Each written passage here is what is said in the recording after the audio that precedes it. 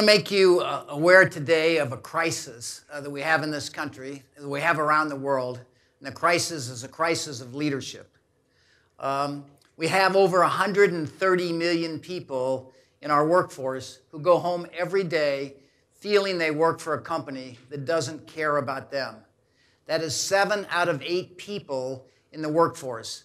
These are our mothers, our fathers, our brothers, our sisters, our sons and our daughters. Those precious people we brought into this world have a high probability, 88% chance, that are going to work for an organization that doesn't care for them. Our goal is to create an environment where everybody matters. Unfortunately, we live in a world of capitalism where we see people as objects for our success. I was educated and raised in an environment where creating shareholder value, profits, would result in my success. I took management classes. I got a management degree. I got a job in management. So what did I try and do? I tried to manage people. I was never taught the awesome responsibility that leadership has over the lives that are influenced by my leadership. Never taught, never exposed to that. I was raised and educated where capitalism was about profits, shareholder value, and my success. So I think from this perspective that we have a crisis in this country, a crisis of leadership. And many of the symptoms we are seeing, broken families, broken marriages, broken lives, are the result of us sending people home each day with a sense that they work for an organization that doesn't care about them. The good news is that we have the power in this room, in this country, to solve this tomorrow. We just need to engage our heads and our hearts in a leadership process that validates the worth of every individual, where everybody in this country matters. For a second, Barry-Wehmiller is a $1.5 billion company with 7,000 team members around the world. What do we build? We build great people. Our primary role is to invite people into our organization, give them skills and abilities and opportunity for a meaningful life. To do that, to raise the economic model, we produce machinery for various companies around the world, and we produce consulting services. In the 1988 period of time, when this initiative began to develop this truly human organization, we had to convert a 100-year-old industrial company into a human organization that was a combination of a vibrant business model and a vibrant culture. So today, we have created an organization that has grown by about 20% a year since 1988 and created shareholder value in excess of 15% compound a year, when the S&P 500 in that same period of time since 1998 has only created 3% value. So clearly some combination of a vibrant business model and a vibrant culture that validates the worth of every individual and allows people to be who they were meant to be in a common purpose has created value. Our idea in leadership, what we have come to realize, is that our responsibility is to create an environment, whether you're in the military or in the industrial area or in government or in education, an environment where people can discover their gifts, develop their gifts, share their gifts, and, extremely important, be recognized and appreciated for doing so, which creates an opportunity for them to go home each night to their families, whatever that family situation is, and have a more meaningful life, a life of purpose where they feel valued and where they get the chance to be what they were brought on this earth to be. So at Barry-Wehmiller, we have worked on this. We have about 400 shareholders who invest in this company and who believe in us. And to me, this is the definition of capitalism, where we create value for all stakeholders, not just the shareholders. Let me go through a couple of the defining moments in my journey to understand this leadership, because it did not come from my education or my awareness of what's going on in this country. And it began with something that many of you will relate to, a wedding. I was sitting in a wedding, enjoying the splendor of this father walking this precious daughter of his down the aisle, and everybody enjoying how beautiful she looked and how proud the father looked. You can all imagine that. And when they got up to the altar, he took the hand of this young lady, his daughter, and he gave it to this young man and said, you know, I give this young lady to be wed to this young man. Her mother and I give this daughter to be wed. Now, any of you who are parents who talked about the importance of their children know that is the ceremonial words they use, but that is not what was in the head and heart of that father and mother right then. What was in their head and heart was, look at young man, I'm going to trust you with this precious human being that her mother and I brought into this world. We have given her unconditional love, and I expect you, through your union, to continue to allow her to be and grow to be whatever she was meant to be. That is what I expect of you. And what I got from that is the realization is that all 7,000 of our team members were just as precious as that young lady. Every one of our team members was brought into this world by some mother and father who hoped the best for this precious young child that they brought into this earth.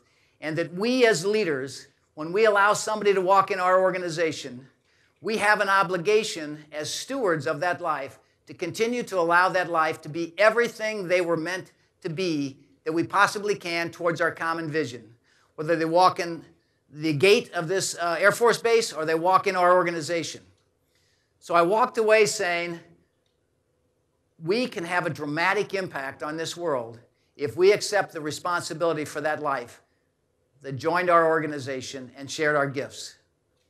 The second story really had a profound impact on me. We had developed the ideas of continuous improvement, and parallel with that, the ideas of people-centric leadership. We were having a management meeting up in our Green Bay operation, and somebody emailed me the night before and said, Bob, you might be aware, a group of our team members went through this event for a large project in the plant to improve and employ continuous improvement ideas. You might want to walk out and recognize them. I said, why don't you invite them into the management meeting in the morning, and we'll let them share their experience with all of us.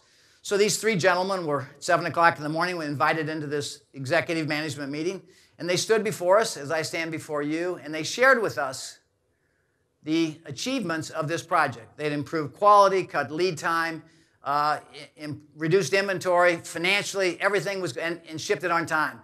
And you know, the typical dialogue of an organization is all about numbers and performance and profits. I was blessed with a thought to ask this one gentleman, Steve, who I'd never met before, who was a valued member of our assembly team in the plant.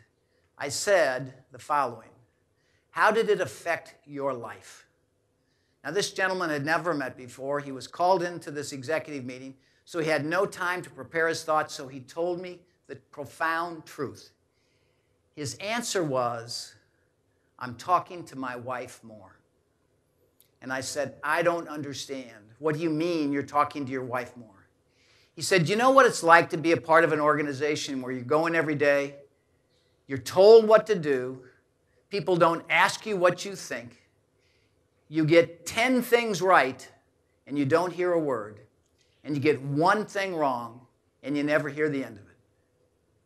Do you know what it feels like to go home at night from that environment? He said, you don't feel very good about yourself. And when you don't feel very good about yourself, you're not very nice to your wife. He said, since we've embraced this people-centric leadership, since we've embraced the idea of continuous improvement where I have a chance to make my role better, to contribute my gifts, where people ask me what I think, for me to contribute to making things better, since we've done that, I go home feeling valued and better about myself. And when I go home feeling better about myself, I find I'm nicer to my wife. And believe it or not, when I'm nicer to my wife, she talks to me.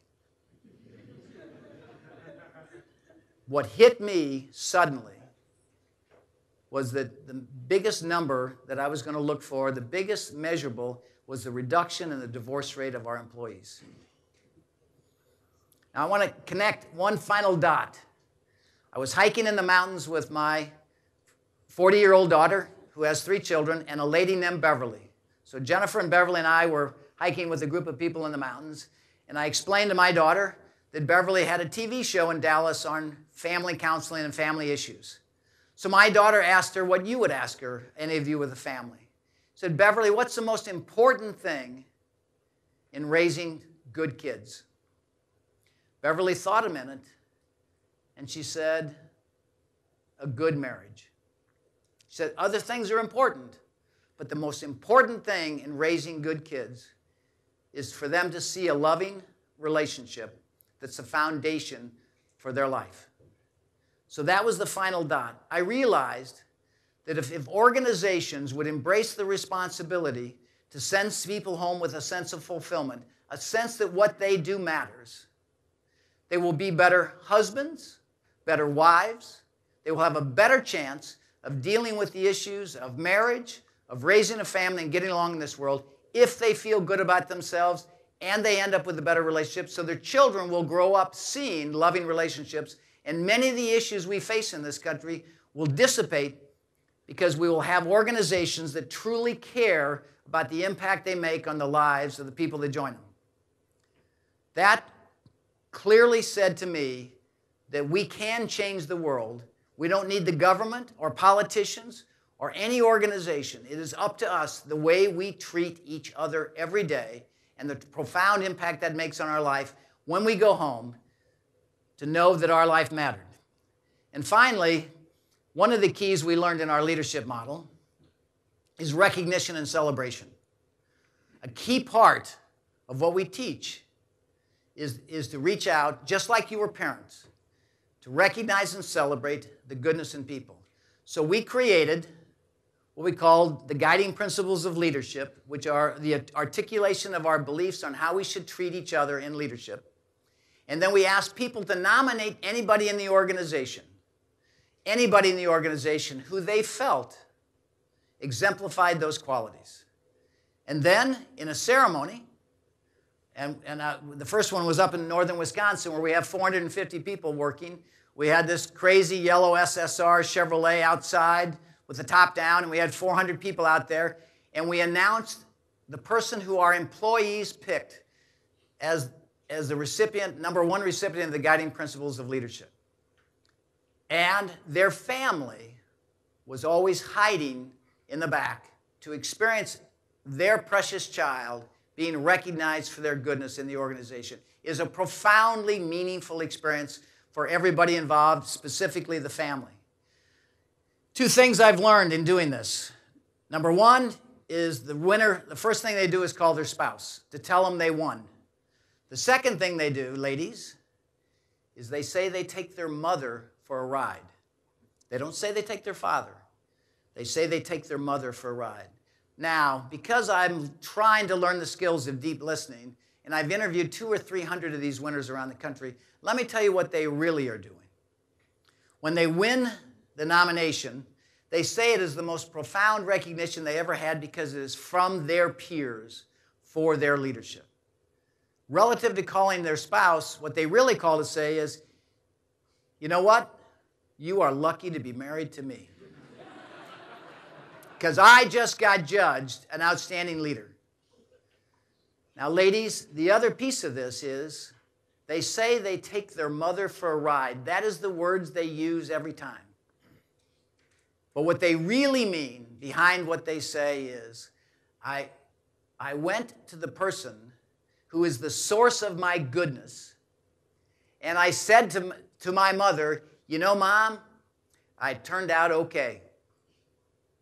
It is unbelievable how many people tell me they took their mother for a ride. I gave this speech up in Baltimore when we were awarding one of these vehicles to a new winner. And I gave the summary that I just gave you. And after I gave that talk, a lady came up to me named Ruth. And Ruth said, Mr. Chapman, I work in the IT department. 2 weeks ago, I won this award. And I took my daughter up into the mountains, and we had a wonderful time. But I just want you to know something. When you talked about taking your mother for a ride, she said, unfortunately, my mother died 2 years ago. But I want you to know that I took that car up to the cemetery to show my mother that I turned out okay. I'm going to tell you something. There is an unbelievable need in each one of us, every one of you in this room, to tell the person who is the source of your goodness that you turned out okay. And there's that tremendous need to feel that you matter. And we have that opportunity every single day to let people know that their lives matter. There's an expression that we learned along this journey that says, we've been paying people for their hands for years. And they would have given us their heads and their hearts for free if we had just known how to ask them and say thank you for sharing that. How do we sustain and build this culture? Because it doesn't exist in this country. The first thing we decided to do was to create a university. We created Barry-Wehmiller University to teach people-centric leadership, to help people understand the profound significance and responsibility of leadership over the lives that they have the privilege of leading in organizations. We're trying to convert managers into leaders, people who understand the significance every day of their actions. And a most interesting development along this journey of this leadership was that our team decided if we're going to teach leadership, we need to teach communication. It never would have occurred to me that we need to teach a group of adults how to communicate. I would say to you in my 40-year career, it is the most profound learning that I've ever experienced. I interview people now who take this 3-day course in communication skills. And the most common statement our students say after this course is, life-changing. They had no idea how they were treating their kids, their spouse, their fellow workers. 9 out of 10 comments of feedback on this course is relative to their family and their children. And what they say about this course, and what we've learned this profound, is that they learn to listen. They didn't learn to talk in communication skills. They learned to listen. And as parents, and as couples, and as a country, we have a tremendous need to enhance our ability to listen to each other because it validates the worth of each one of us. We believe that organizations in this country, business organizations, our military, our government, our educational system, tomorrow morning, if they embrace people-centric leadership, which is the responsibility to send people home each night with a sense of fulfillment, we could profoundly change the world as we know it. A lot of the brokenness you see would be dissipated. We would change the amount of conflict in the world that exists, that you respond to with the elegance of your skills. We call this leadership model truly human leadership, but it's built on the premise of people, purpose, and performance. Everything starts with people. This is all about people's lives and creating meaning around a common vision for people to come together. Purpose, why would we come together? For what is that? Clearly in the Air Force you have a great purpose. In our business, we are trying to show we can pay people fairly, treat them superbly, and compete globally. And performance. We have to perform. We're all called, within the vision we have, to perform and create value for all stakeholders. When I give these talks around the country, I'm always taken back by the fact that usually within the first 2 or 3 questions, usually the first question is, what do you do about the people that don't get it? And I'm always taken back by that because I really have to stop and think about who doesn't get it. And I've now come to the following conclusion. The reason I'm taken back by that is the initiatives I've talked to you about are all about taking a light and shining it in every corner of our organization to look for the goodness in people, just like you would as parents. There's no difference in our leadership model and your parenting model. We are looking for the goodness in the people whose lives are entrusted to us. whether they are born of us or we had the opportunity to influence them through leadership. To shine that light, to find those people and hold up that good behavior. We try to share it with the family. We send notes to the home. We recognize people with their family there. We have Guiding Principle Leadership Awards, Going the Extra Mile Award, High Five Awards, Innovation Awards, all kinds of awards. And so what our airwaves are filled with is goodness. So recognition is a key to our organization. So that we have 130 million people in this country going home unfulfilled. And what I want to leave you with is that we, you and I, can change this tomorrow. It doesn't require money. It doesn't require anything physical other than your head and your heart to understand the profound significance you have on people's lives every day.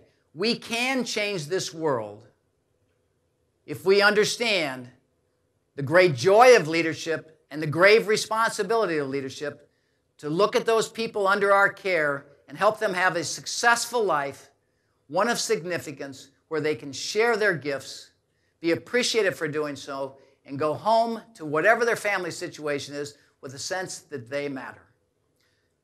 We need to move from a me-centric culture to a we-centric culture. Thank you very much.